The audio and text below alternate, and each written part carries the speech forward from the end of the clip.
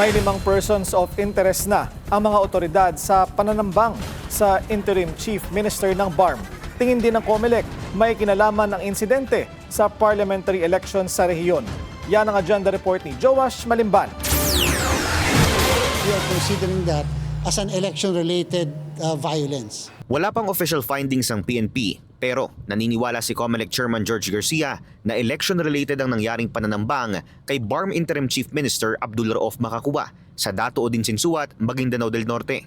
Dahil siya ay incumbent at chief minister, dahil siya ay kandidato, dahil yung pangyayari ay nangyari makatapos siyang makapanumpa bilang miyembro ng Bangsamoro Federal Party at naitalaga rin bilang chairman ng Bangsamoro Federal Party. Sa ngayon, mayroon na raw 5 persons of interest sa mga otoridad. Paiigtingin na rin ang seguridad sa BARM dahil sa pag-atake kay Makakua, pero hindi daw dapat maalarma ang mga residente. Wala rin daw plano na isailalim ang Dato Odin Sinsuat sa COMELEC control, lalo na't maituturing pa lang daw ito na isolated incident.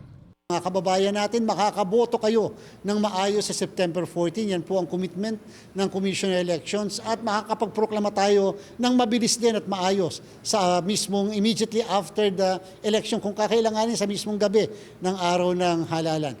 Nakatakda raw bumisita ang COMELEC at iba pang government agencies sa Maguindanao del Norte sa susunod na linggo. Para sa agenda, Joash Malimban, Billionaire News Channel.